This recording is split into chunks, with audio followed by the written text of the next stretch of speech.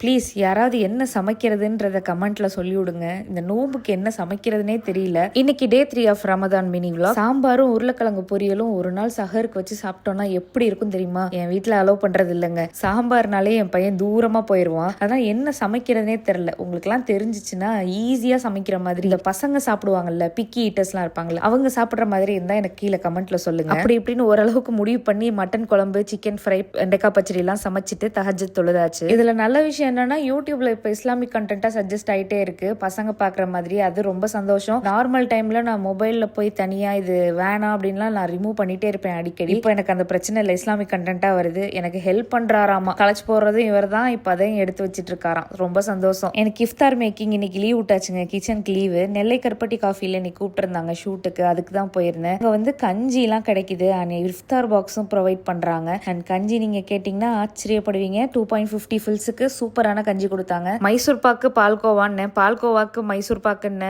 அல்வான்னு என்னென்னவோ மாத்தி மாத்தி உளறிட்டு இருந்தேன். இதனால திட்டு வாங்கிட்டு இருந்தேன். டே 3யோட ரமதானை கம்ப்ளீட் பண்ணியாச்சு, அல்ஹம்துலில்லாஹ்.